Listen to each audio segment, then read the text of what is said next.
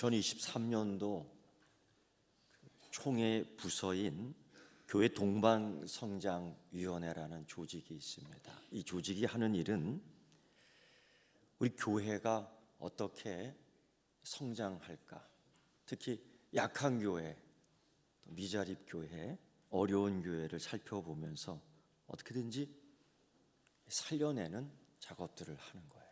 그것들을 의논하고 힘을 모으는 부서입니다. 그 가운데 이제 2024년도를 바라보면서 온갖 여러 가지 교회 데이터를 모으고 사회 데이터를 수집해서 하나의 트렌드를 정리했습니다. 앞으로 교회가 어떻게 될까? 교회가 어떤 방향으로 가야 될까? 교회는 어떤 상황이 될까? 거기서 나온 정말 전문적인 용어 하나가 나왔습니다. 사용됐죠. 공식적으로. 이런 용어입니다. 죽은 교회.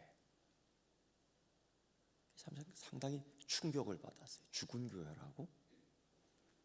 어떻게 우리 주님 예수 그리스도의 핏값으로 세운 교회가 죽을 수 있어? 어떻게? 근데 현실, 사실을 보면 그렇거든요. 이런 생각해 보았습니까? 하나님이 성전에 계신다고 했는데, 주님이 핏값으로 이 교회를 세웠다고 했는데 어떻게 예루살렘 성이 무너질 수가 있지?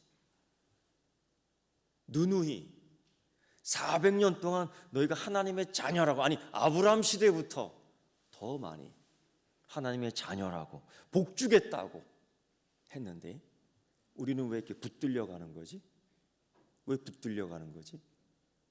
거기서 왜 죽지?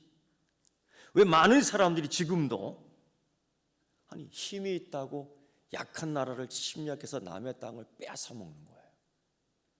이게 지금도 일어나는 깡패 같은 국제사회입니다.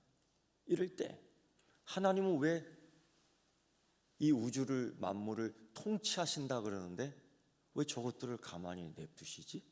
이런 거. 그래서 시편의 신앙 고백자는 이러한 고백을 솔직하게 합니다. 이런 것들 때문에, 악인이 형통하는 것들 때문에 거의 넘어질 뻔했고 미끄러질 뻔했고 실족할 뻔하였도다 그래요. 이게 무슨 뜻이냐면, 아이씨 그럴 바에 뭐 하나님 믿을 필요 있어? 뒤돌아설 뻔했다라는 겁니다. 이 솔직한 고백이에요. 그래서 많은 그 선지자들이 애타게 부르짖습니다. 아니 그게 아니고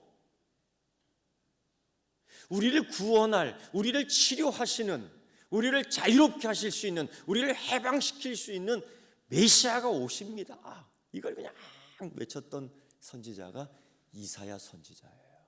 이사야 선지자. 근데 사람들이 뭐 듣습니까? 안 듣지요. 이러한 환난 속에서 나를 열외시켜주면 참 좋을 텐데 하나님대로 열외를 시켜주지 않으셔요. 어제 부목사님하고 이런 얘기를 했습니다. 형통, 하나님이 주시는 이 형통한 이야기 속에서도 고난이 들어있습니다. 하나님이 인도하시는데 사망의 음침한 골짜기로 그 길로 인도하신다는 거예요. 그 걸을 수 있어요? 못 걷지? 계속 우리는 이런 질문을 하잖아요. 왜? 그리고 이렇게 대답해요. 다른 길 없습니까? 이런 거. 그러니까 예레미야가 붙들려 가잖아요. 자기도 울어요. 이거 어떻게 설명할 수가 없는 거예요. 울어요. 그래서 예레미야 애가가 나온 거예요. 에스겔 선지자는 어떻습니까? 포로의 땅에서 매일 울어요. 하나님이 어디 계시냐? 결국 그 입술에서 고백되죠. 여호와 삼마. 여기도 하나님이 계시는구나를 깨닫게 되는 거예요. 나중에 그냥 울고 불고 그리고 나중에 깨닫게 되는 거예요. 그런 가운데 하나님이 하시는 방법들이 있습니다. 꼭 이럴 때에 이런 상황, 이런 문제 속에서 하나님이 내가 너희들을 알고 있다. 하나님 내가 너희를 사랑한다. 하나님이 온 우주만을 통치하신다. 이런 것들을 보여주시는데 그 가운데 첫 번째 하나님 하시는 일 가운데 이런 게 있어요. 소명. 누군가를 부릅니다. 불러요. 그래서 순종하게 하고 사명을 주셔서 일하게 하시고 하나님의 뜻을 널리 선포하게 합니다. 소명. 하나님이 사람을 뽑고 부르고 함께 일하게 하는 거예요. 거기서 형통한 자리가 아니라 고난의 자리에서, 때로는 은혜의 자리가 아니라 가시밭길에서, 하나님은 광야의 길을 우리로 하여금 걷게 하면서 임마누엘 해주셨거든요. 그러니까 우리 생각에 아니 하나님이 임마누엘 해주시면은 평탄한 길 주시는 거 아니야? 근데 그거 알아야 돼요, 여러분. 광야로 나가야지만이 만나를 먹을 수 있어요. 광야 생활이 끝나면 만나 더 이상 없습니다. 그거 알아야 돼요. 그거 알아야 돼요. 그러니까 광야에서는 하나님의 은혜를 더 경험할 수 있는 겁니다. 있는 겁니다. 에스라서 8장 1절의 말씀을 보면은 아닥사스다 왕이 있을 때에 에스라 학사가 이스라엘 백성들을 다시 데리고 예루살렘으로 올라가야 되겠다라고 해요. 여러분 지리적으로 저 바벨론이 위쪽에 있고 예루살렘이 아래쪽에 있는데 말하는 거 보세요. 우리가 예루살렘으로 올라가야 한지라. 사고방식이 괜찮지 않습니까? 이게 성전 중심의 사고방식이에요. 그런데 왜 지금 가야 되느냐? 성전은 지어놨는데 아무런 역할을 못하는 거예요. 죽은 교회예요. 거기서 뭐 예배를 드립니까? 거기서 하나님 자녀됨을 확인합니까? 나는 하나님 백성이요, 나는 하나님 자녀요 하지만은 아무런 역할을 하지 못해요. 죽은 교회. 그래서 이 에스라가 같이 돌아가야 되겠다. 여러분, 같이 돌아가서 이 나라를 재건하고 같이 돌아가서 성전을 다시금 살아있게 만들고 다시 돌아가서 하나님 백성을 힘있게 만듭시다. 같이 할 사람 손 들어보세요. 한 명밖에 안 되네. 늦게 들었다. 요즘 이렇게 손 드는 훈련을 하는데 아예 눈빛을 돌려버리는군요. 여기는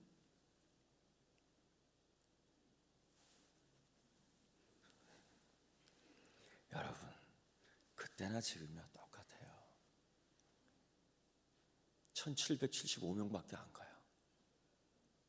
그들이 가서 뭘 어떻게 하겠어요?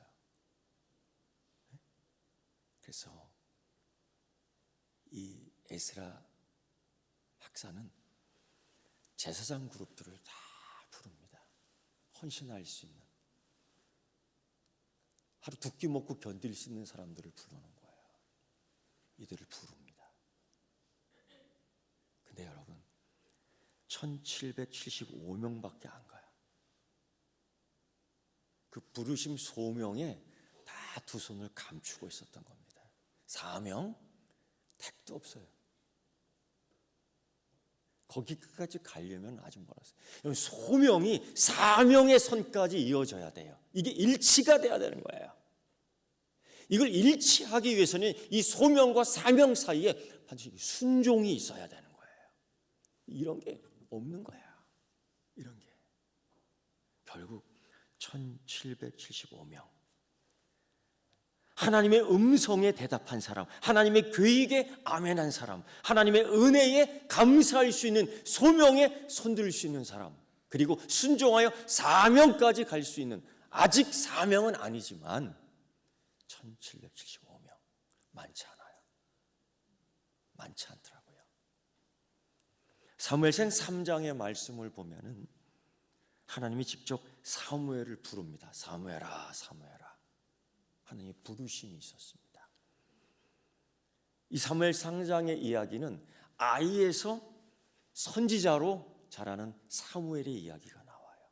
아이에서 선지자로. 근데 사무엘은 처음부터 하나님의 음성을 알아차리지 못했습니다. 왜?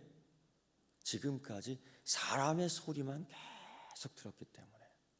엘리, 그때 굉장히 혼탁했습니다. 엘리 선지자도 흐려요. 그 아들들은 상당히 못된 짓을 해요. 세상에 들려오는 소식이 온갖 부정적인 소리예요. 여러분, 이게 사람이 이런 환경 속에서는 하나님의 음성을 듣기가 참 힘들어요.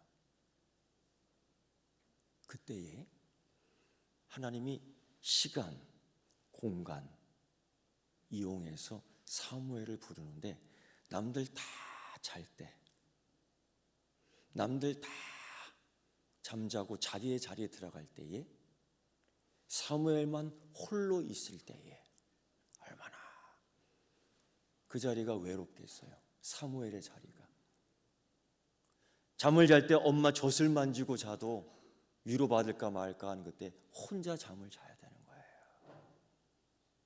엄마가 1년에 한 번씩 옷을 짜서 갖고 오지만은 엄마 나 집 따라가고 싶어 하지만은 엄마가 매차게 안 돼, 넌 여기 있어야 돼. 얼마나 마음의 상처가 또 있었겠어요. 밖에서 부스럭부스럭 소리날 때 얼마나 공포스러웠겠어요. 가만 사무엘의 어린 시절을 보면요, 여러분, 아이들이 성장통을 합니다. 어린아이가 자랄 때 막 종다리가 막 아프다 그래요. 그러면 엄마들이 뭘 해요? 해봤죠? 해봐야지. 그런데 사무엘은 그런 혜택을 받지 못했다고요. 엄마 아파. 엄마 아파. 누구 하나 그를 인간 취급해 주겠어요? 어디서 꽂아 놓는 보리장마냥 이렇게. 그런데 아무도 말하지 않고 내가 가장 외로울 때에, 가장 적막할 때에, 가장 깜깜할 때에, 그때 사무엘을 부릅니다. 그런데요, 사람의 소리에만 익숙하다고 우리가 그런 거 듣는데 참 호기심은 많다고요. 우리가. 그러면 여러분, 하나님의 음성 못 듣습니다. 세상 소리에 너무 민감하고 세상 소리에 자꾸 율동을 맡기고 음료를 맡기고 세상 보여주는 것 갖고 희희낙낙하면요, 하나님 음성 들릴 때에 이게 못 들어요. 사무엘이 딱 그때 그겁니다. 소명. 하나님 부르시는데 놓치고 말아요. 세 번씩이나 놓쳐요. 이게 하나님의 부르심인데 사람의 부름으로 오해하고 있는 거예요. 그러니 하나님이 주시는 사무엘에게 향한 비전과 목적이 계속 땅에 떨어질 수밖에 없죠. 하나님 부르심. 결국 엘리 제사장 역시 늙고 눈이 맑진 못했지만은, 영성이 다하고 늙었지만은 엘리가 가르쳐 줍니다. 사무엘아, 그가 너를 부르시거든 내가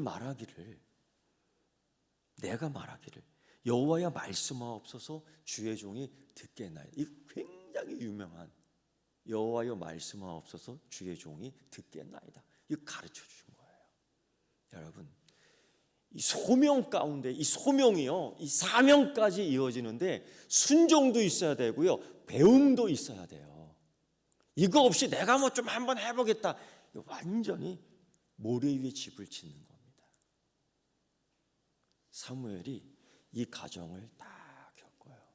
그리고 사무엘 3장을 보면 어린 아이에서 선지자로 우뚝 섭니다. 그 순간 오늘 우리가 읽은 말씀에서도 우리 주님 예수 그리스도께서 사람들을 부릅니다. 그 장소에서, 그때에, 그 공간에서, 그 시간에 부릅니다. 그렇다고 해서 여러분 다 응한 건 아닙니다. 그 예수님의 부르심에 응하지 않는 사람도 있습니다. 그래서 예수님이 제자들에게 그때 비밀 이야기를 2개 해요. 그게 마태복음 19장의 이야기인데요. 이런 말씀이 있어요. 낙타가 바늘귀로 들어가는 것이 부자가 하나님 나라에 들어가는 것보다 쉬우니라. 이 우리 주님 예수 그리스도의 부르심에 부응하지 않는, 그냥 소명으로만 끝나는, 우리 그렇잖아요. 나갈 때 은혜 받았습니다 하고 나간다고요. 맞습니까? 그것도 안 하고 그냥 나가는 사람이 있어요. 들어올 때는 어떻게 하고 들어와야 되는지 알아요? 말씀대로 살고 왔습니다 하고 들어와야 되는 거예요. 성공할 수도 있고 실패할 수도 있지만 그냥 우리가 이 소명으로만 끝난다고요. 은혜 받는 거로만 끝날 때가 있다고요. 그러니까 믿음이 성장하지 않아요. 이 소명이 끝이 아니고 사명을 이루어야 되는 겁니다. 열매가 있어야 되는 거예요. 근데 이 소명에서 이 사명까지 가는 데는요, 순종이 있어야 돼요. 그리고 엘리에게서 배우는 사무엘을 보면 배움이 있어야 돼요. 오죽했으면 선지자가 하나님을 아는 지식이 없어서 이 백성이 망한다고 했겠습니까? 자기 멋대로 사니까요. 자기 멋대로 판단하니까요. 예수님이 베드로를 부릅니다. 예수님이 빌립을 부릅니다. 예수님이 나다나엘을 부릅니다. 예수님이 여러분을 부릅니다. 이게 소명이에요. 이 부르는 장면들이 다 다릅니다. 베드로를 보면요, 참 기가 막힙니다. 베드로와 예수님이 처음 만나는 사건을 보면은 예수님이 베드로의 배를 빌립니다. 렌트비도 없이 빌려요. 베드로야, 네 배를 써야 되겠다. 이 배는 베드로의 기업입니다. 이 배는 베드로의 인생입니다. 이 배는 베드로의 사업입니다. 이 배는 베드로의 전부입니다. 그걸 빌리는 거예요. 좀 빌려다오.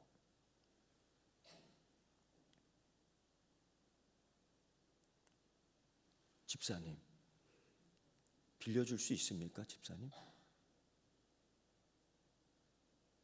약속했어요.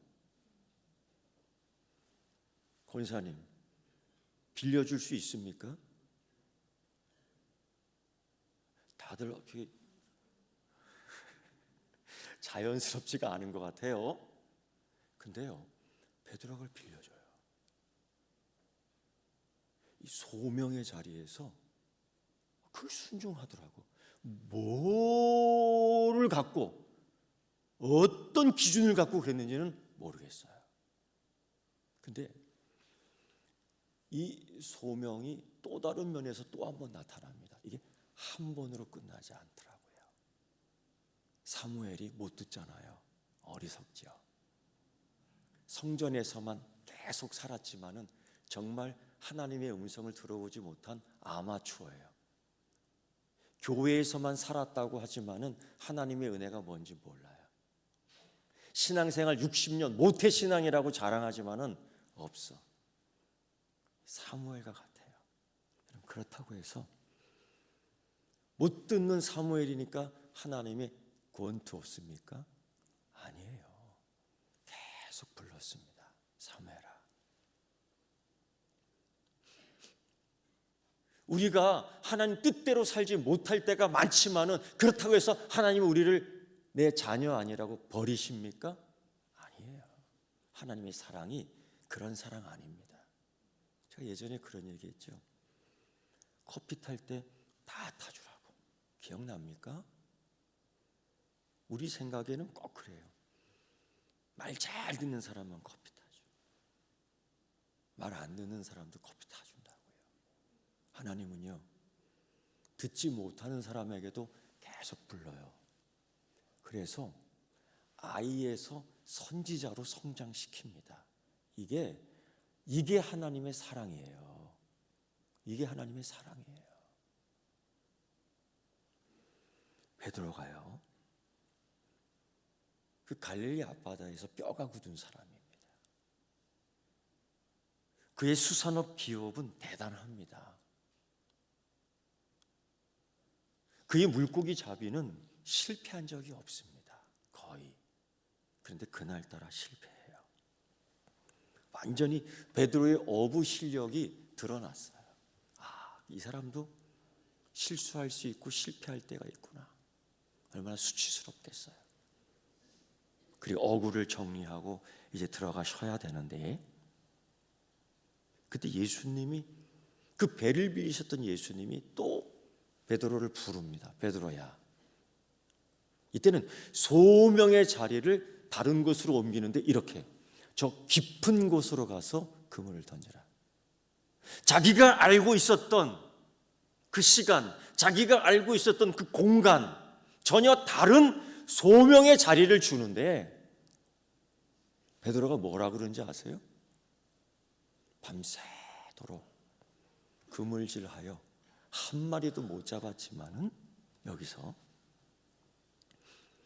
말씀에 의지하여 하겠나이다 그래요. 이게 무슨 뜻인지 아십니까? 쉬운 말로 순종하겠습니다. 그 소명의 자리 가서 순종하겠습니다. 소명의 자리가 여기가 아니었고, 소명의 자리가 저기가 아니었고, 소명의 자리가 그 깊은 곳이었다는 거예요. 거기를 다시 갑니다. 이게 다 묻고 정리하고 온갖 피로와 지침과 낭만과 절망과 사망의 음침한 골짜기에서, 광야에서, 거기서 주의 소명의 장소로 가요. 말씀에 의지하여 그물을 내리겠나이다. 순종해요. 그리고 그물을 내립니다. 근데요, 만선될 정도로 잡아 올려요. 사명을 이렇게 하는 거예요. 이 소명과 사명이 일치가 돼야 되는데, 일치되기 위해서 베드로의 이 순종을 보세요. 그런데 꼭 이렇게만 부르는 게 아니죠. 오늘 우리가 읽은 빌립을 보면요, 어떻게 부른지는 모르겠는데 빌립은 성경에 보니 이미 제자가 돼버렸어요. 그런데 이 빌립이 나다나엘을 부릅니다. 성경을 보면 참 이상해요. 하나님이 직접 부르는 소명이 있어요. 예수님이 직접 부르는 소명이 있어요. 그런데 직접 부르지 않는 소명도 있더라고요. 오늘 빌립이 나다나엘을 부릅니다. 나다나엘을 불러요. 그리고 이렇게 얘기하죠. 나사렛, 요한의 아들 나사렛 예수다. 여러분, 사실 요한의 아들 나사렛 예수다라는 것은 사실 예수 그리스도를 비난하고 모욕하고 조롱하고 불신케 하는 용어입니다. 요한의 아들 나사렛 예수. 그런데 이 빌립은 이 나다나엘과의 관계에서 소명을 전달해 주는데 이것이 구원의 메시지가 되는 거예요. 요한의 아들 나사렛 예수다. 소명. 어떤 소명이냐? 관계 소명이라는 거예요. 관계 소명. 친구의 관계 속에서 예수 그리스도를 소개하는 소명이에요. 여러분, 우리들의 관계가 그렇지 않습니까? 가장 대표적인 관계 뭐예요? 부부관계. 여보, 예수 믿읍시다. 아니, 오늘은 너만 가, 싫어. 이게 20년 동안 계속되다가 급게 나오지. 이 관계가 20년 동안 부르심의 소명이 계속됐어요. 하나님 그렇게 역사하시더라고요. 자녀의 관계는 어떻습니까? 빌립과 나다넬의 관계처럼 친구의 관계는 어떻습니까? 이것만 있겠어요? 원수 관계도 있죠. 그런데 하나님은 이 관계 속에서 예수님을 알게 하고 예수님을 믿게 한다는 거예요. 그가 그렇게 얘기해요. 요셉의 아들 나사렛 예수다. 이게 얼마나 믿지 않는 유대인들에게는 부정적인 용어인지 모르겠어요. 그런데 나다넬에게 이렇게 얘기하는. 그러니까 나다넬이 대번에 이렇게 얘기하잖아요. 나사렛에서 무슨 선한 것이 날 수 있느냐. 부르심의 소명에 대한 굉장한 거부감이 있었죠. 왜? 자기 자신도 자존감이 낮았어요. 나사렛에서 무슨 선한 것. 자기도 나사렛 사람이면서, 자기도 나사렛의 우물을 먹고 살았으면서, 자기도 나사렛에서 나온 나다를 먹고 살았으면서 나사렛에서 무슨 선한 것이 나오겠느냐. 그런데 여러분, 나사렛이라는 동네가 교육하는 그 길에 딱 요충지예요. 그래서 세계의 흐름을 알 수 있습니다. 거기서 훈련받은 이 제자들을 예수님이 뽑는 거예요. 꽉 막힌 사람들 주님이 뽑지 않아요. 주님이 쓰지 않아요. 그 나사렛 동네에 살면서 교류, 물류, 정치, 경제가 왔다 갔다 하는 것을 판단하고 보는 훈련이 돼 있는 사람들을 불렀던 거예요. 근데 워낙 자존감이 낮으니까 우리 주님 예수 그리스도의 소명을 받더라도 사고방식이 당시 유대인하고 다르지 않으니까 순종이 안 돼요. 이렇게 표현하면 될 거예요. 은혜 체험이 없어갖고 이게 사명의 자리까지 가지 못하고 있는 거야. 이게 참 힘들어요. 이게 우리가 그럴 때가 참 많은 거예요. 소명은 받아요. 은혜는 받아요. 깨달음은 있어요. 근데 그렇게 살아야 되죠. 그게 사명이에요. 그리스도인의 사명이에요. 우리를 하나님의 자녀로 불렀잖아요. 우리가 거룩한 백성으로 불렀잖아요. 우리가 그리스도인이지 않습니까? 근데 그렇게 안 살잖아요. 못 살잖아요. 힘들어 하잖아요. 이게 여기까지가 매치가 돼야 되는 거죠. 여러분, 왜 그러느냐? 훈련받지 못했기 때문이에요. 순종에서 사명으로 이때 중요한 것 가운데 하나가 뭐냐면 배움입니다. 배움. 그때 나다나엘은 빌립의 이 요청을 또 듣지요. 소명을 또 들어요. 그러니까 한 번 부름이 아니었어요. 이렇게 얘기하죠. 와서 보라.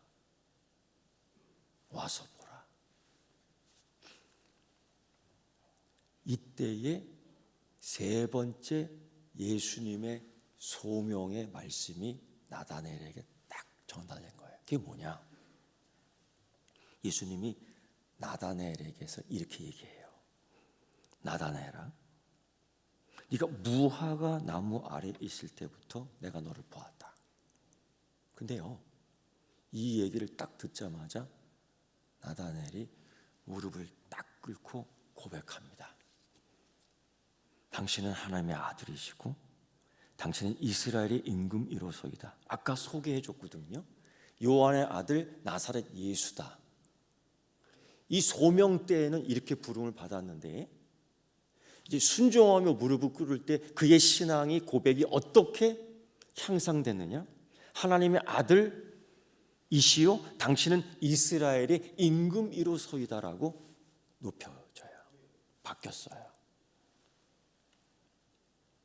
근데 베드로를 부르는 양식, 빌립을 부르는 양식, 나다나엘을 부르는 양식, 이게 다 다르더라고요.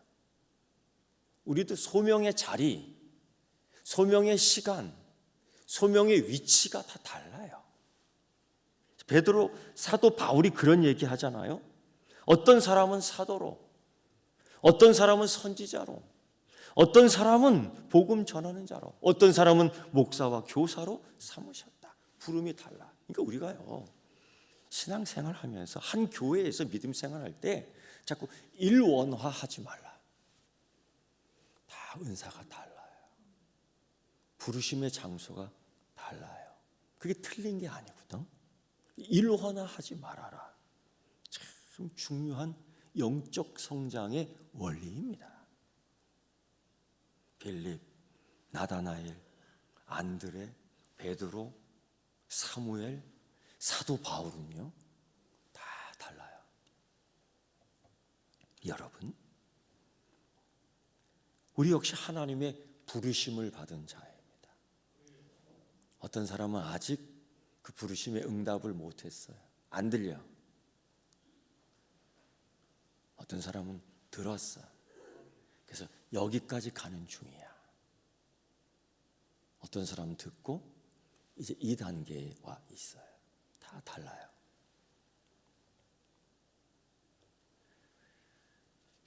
그런데 하나님이 부르는 장소, 이거 잊지 말아요. 그 제자들을 갈릴리에서 부릅니다. 남들이 무시하는 장소, 남들이 업신여기는 장소, 갈릴리. 사무엘을 부를 때 가장 외롭고 어둡고 힘들고 아팠던 그곳에서 사무엘을 불러요. 엄마가 없어서 너무 외로웠고요. 성장통으로 할 때 엄마가 내 다리를 그때 주물러 주지 않았어요. 아파요. 밤에 오줌 누러 갈 때에 무섭지만은 누구 하나 나를 보호해 주지 않았어요. 어두웠어요. 깜깜했어요. 무서웠어요. 근데 그때에 하나님이 그를 부르잖아요. 사무엘아. 광야에서 사는 것이, 광야를 통과한다는 것이 쉽지 않아요. 그게 하나님이 작정하신 길이다라고 믿고 다짐하지만 어려워요. 힘들어요. 그런데 여러분, 하나님이 부르시잖아요. 이곳으로 오라고. 그게 불기둥이고 그게 구름기둥 아니에요? 순종하고 거기까지 가야지만이 하나님의 역사를 이루는 거예요. 할렐루야. 그게 돼야 되는 거야. 그냥 쳐다만 보고 안 가잖아. 심지어 어떤 이들은 만나를 맛보고서도 이거 맨날 먹냐 이런 얘기 하잖아요. 여러분, 찬송가 90장, 제가 이 찬송을 참 중요하게 생각하고 좋아하는데요. 예수님은 누구신가? 1905년 우리나라 선교사로 왔던 민노아 선교사가 이거 작사한 겁니다. 어느 때 어떻게 작사를 했느냐? 조선 땅에 왔지만은 결혼하고 6년 동안 애타게 원했던 아들이 그만 8개월 만에 죽습니다. 풍토병입니다. 그땐 콜레라 장티푸스가 유명했어요. 물이 더럽잖아요. 이게 중요해요. 치료약이 없으니까 그냥 죽는 거예요. 둘째 아들 역시 태어나자마자 죽습니다. 얼마나 그 어미가 충격을 받았겠어요. 1년 뒤에 사랑한 아내가 38세로 그만 죽습니다. 하나님은 사랑이라고 외쳤고요. 하나님은 치료하시는 하나님이라고 외쳤고요. 하나님이 너와 함께 하신다고 외쳤는데 조선 사람들이 그때에 너희 하나님은 어디 계시냐? 묻는 거예요. 너는 하나님의 자녀인데 왜 포로로 끌려가느냐? 하나님이 여기 계신다는데 왜 교회가 죽느냐? 왜 죽은 교회가 되느냐? 대답할 수가 없는 거야. 이 민누아 선교사는 얼마나 마음이 아팠겠어요. 대답할 수가 없는 거예요. 그때 찬양으로 대답합니다. 찬양으로. 그게 96장이에요. 다 같이 찬양할 텐데요. 봉훈위원들은 자리에서 일어나 주시기 바랍니다.